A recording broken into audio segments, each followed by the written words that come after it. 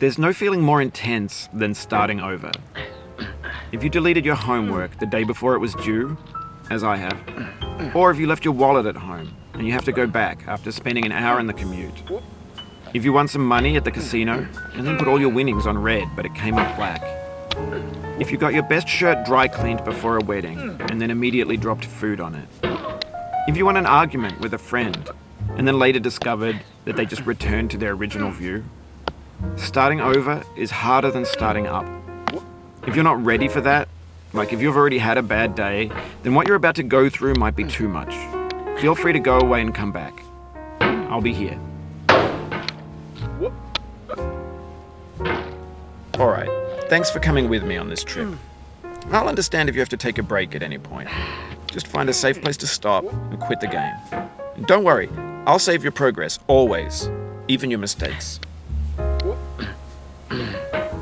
This game is a homage to a free game that came out in 2002, titled Sexy Hiking. The author of that game was Jazzuo, a mysterious Czech designer who was known at the time as the father of B games. And B games are rough assemblages of found objects. Designers slap them together very quickly and freely, and they're often too rough and unfriendly to gain much of a following. They're built more for the joy of building them than as polished products.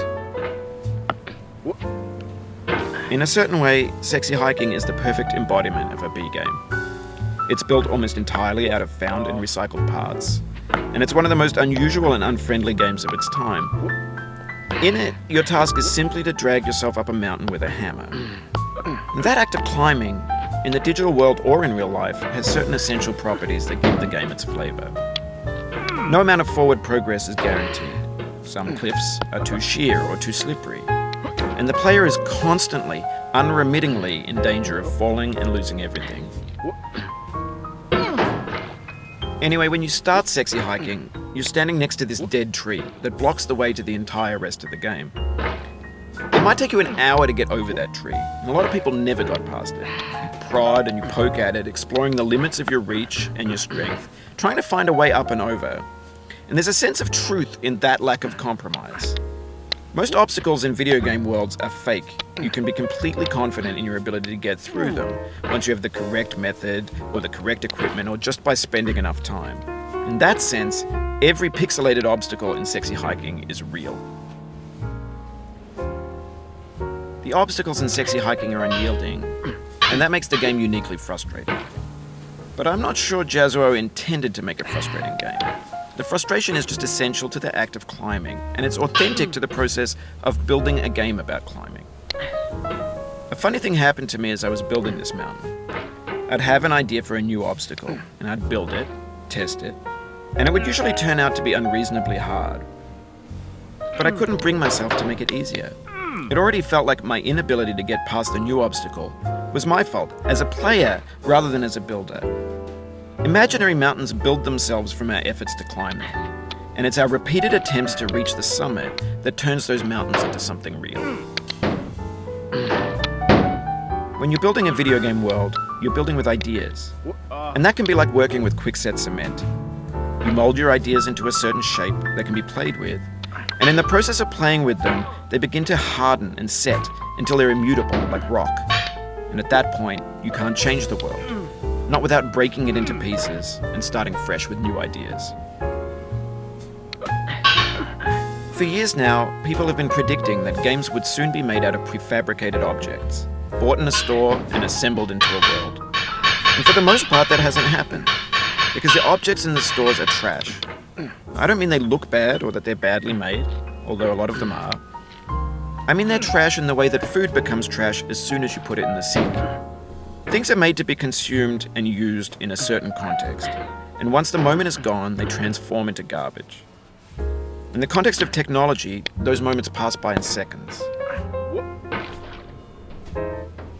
Over time, we've poured more and more refuse into this vast digital landfill that we call the internet. It now vastly outnumbers and outweighs the things that are fresh and untainted and unused.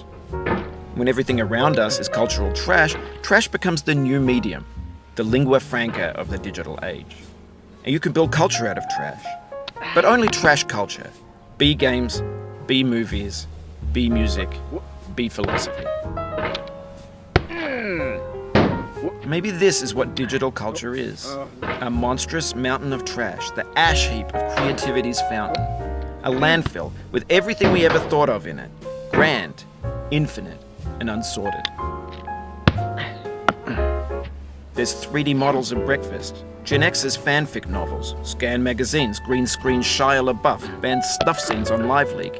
Facebook's got lifelike bots with unbranded adverts and candid shots of Kanye and Taylor Swift mashups, car crash epic failed GIFs, Russian dashcam vids, discussions of McRibs, discarded, forgotten, unrecycled, muddled, rotten, untitled.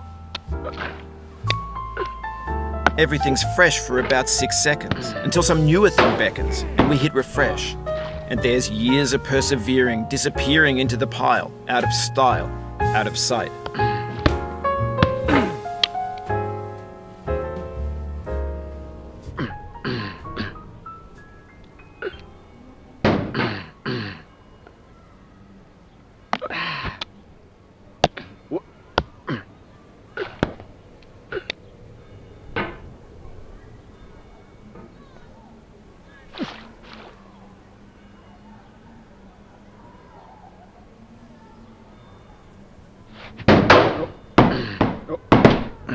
No.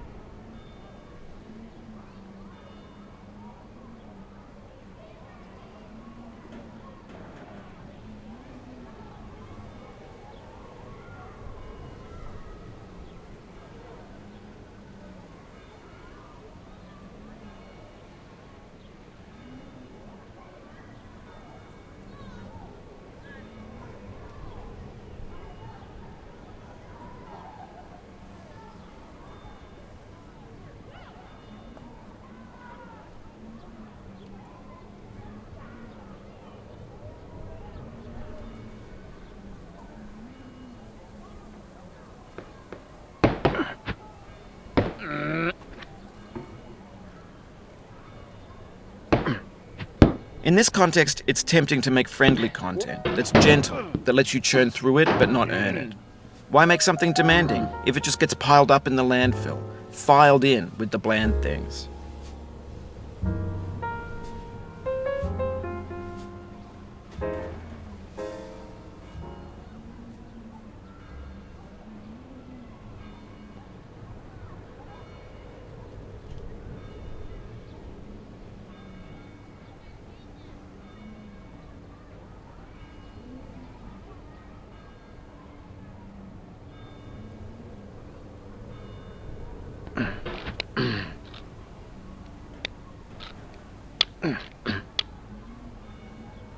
Oh, you just lost a lot of progress.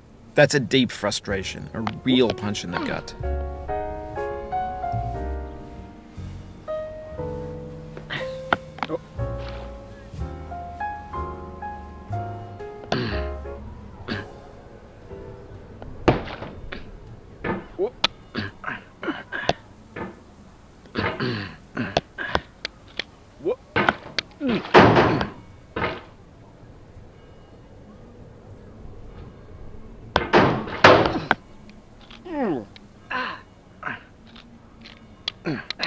Oof, sorry about that.